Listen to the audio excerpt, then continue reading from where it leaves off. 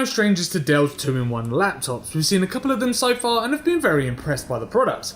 Now is the 2019 Dell XPS 159575's turn on the table, and with its i7 processor, new keyboard style and AMD Vega graphics, it makes this a truly capable little machine. The Dell XPS 159575 looks to have been built inside a very premium chassis.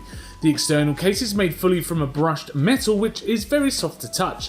The outside of the perimeter has this kind of glass fibre finish. It's pretty much identical to last year's model, which isn't really a bad thing in my eyes. You know, why change an already beautiful design? Now, a great sign is that it doesn't pick up fingerprints very well, which means it would continue to look fresh every time you use it. However, our review unit I received had a couple of blemishes on top, but that's pretty much expected as these kind of units do get passed from pillar to post doing their rounds. Now, on the bottom are two large rubber feet to keep it raised from your desk for an optimum airflow, because here is where you will find the grill for the fans.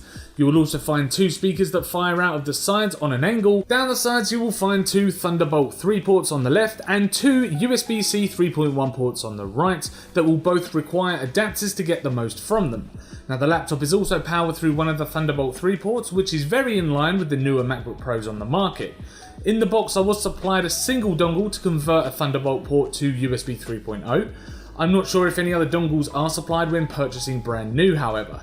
Now, I do hope so, because there's a lack of an Ethernet port for wired internet connections, and I have to use one of those kind of dongle adapters for work to get an Ethernet port, so I'm thinking you'll need to purchase an accessory like that to get the most out of the ports on this laptop. So the actual Dell XPS is also very thin, with its fattest section towards the back when closed sitting at 1.5 centimeters. It makes for a decent sized laptop to carry around with you, as its weight is only kept to around 2 kilograms.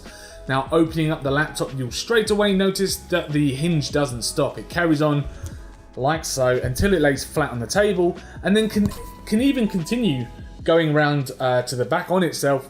So this is the 2-in-1 design. It's a laptop which can also be used as a tablet. Now, it's pretty funky, and I'm not sure how many people would actually use this as a tablet, as it is rather big. The only time I can think it will become useful is for using video calls, apps like Skype, that kind of thing. And the webcam, when using it as a laptop, is positioned at the bottom, if you can see that. It's positioned at the bottom right here, which will give viewers a lovely video of your nostrils if you are using it in that way. It's a horrific design choice, and one that Dell keeps making time and time again, and I just want to say, please Dell, just stop this now. It's getting a bit ridiculous. It does use, however, with the webcam, Windows Hello for facial recognition and security. But rant aside, the inside of the Dell XPS 159575 is absolutely glorious. It's a carbon fiber style finish, and along with a low profile keyboard and a decent sized trackpad, make this laptop a pretty worthy contender for the best looking laptop on the market. The keyboard is also pretty interesting. It uses something called maglev tech, which uses magnets to give the keyboard its resistance. Now, Dell have removed the rubber domes altogether, which is pretty much a breath of fresh air, which in theory should make the keyboard last a bit longer as well. Now, the type of experience on this laptop is far superior than most I've tried so far, including older models from Dell, and a 0.7mm travel distance and the heavy tactile click make this a wonderful keyboard to type on. Now, the glass finish of the trackpad is really smooth, and again, some decent tactile bumps to the mouse clicks make this an all-round winner in my eyes. It also has a fingerprint sensor which doubles up as a power button on the top right hand side for a faster login. Now, where would Dell be if they didn't have their beautiful Infinity Edge displays? Now, I am joking, of course. The laptop is proving itself up to this point, but the Infinity Edge 15-inch panel is basically the cherry on top of an already great laptop. Now, the screen is capable of hitting a 4K resolution at 3840 by 2160, but there is a 1080p resolution model available if you didn't quite need that kind of 4K resolution. Now, using the laptop to watch some of Our Planet on Netflix, the colours looked absolutely superb and very, very rich. To be honest, I'm not sure that there is a bad thing to really say about the Dell screen. They are an absolute pleasure to use, especially for someone like me who generally uses a single laptop for video editing, our tech reviews, or watching Netflix in an evening and playing games. Now, what is impressive is the fact that it can hit up to 85% of the DCPI P3 color gamut and also 94% Adobe RGB. If you're a creative looking for a new laptop to color grade your footage or color correct your photographs, then this is definitely the laptop for you. So in usual Dell fashion, there are a few different variants that you can choose from on their website at different price points depending on the processor, the RAM, the hard drive you want installed. We got sent a model with an Intel i7 8750G clocked at 3.1 GHz with 16 GB of RAM. It's got a Radeon RX Vega MGL graphics chip with 4 GB HBM2 graphics memory and a 12 GB total memory, as well as a 461 GB M2 SSD. So Geekbench 4 threw back a score of 4840 on a single core and 16,364 on a multi-core process. Now these fall in line with the processing score of a MacBook Pro and just above a Surface Book Pro from Microsoft. Similarly, when running PC Mark X, the scores that were thrown back were on par with the laptops mentioned above. Pretty good scores that'll put it nicely on par with the likes of higher tiered modern Ultrabooks on the market. Also, when I ran a Heaven benchmark, I initially ran it with all the bells and whistles you could expect from a gaming laptop. However, this did not work, and I will stress that this laptop is not really for gaming. I had to literally set everything to a minimum to get a playable frame rate from Heaven.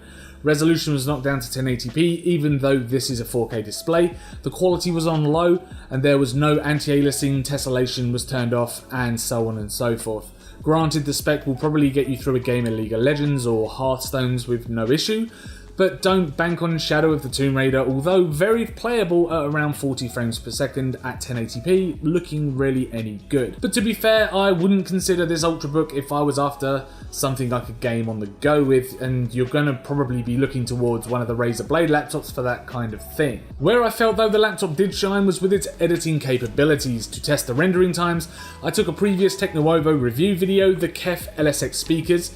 I filmed the entire thing in 4K and exported it using the YouTube 1080p preset that comes with Premiere Pro. The video is just under 6 minutes long and it took around 20 minutes and 23 seconds to render out.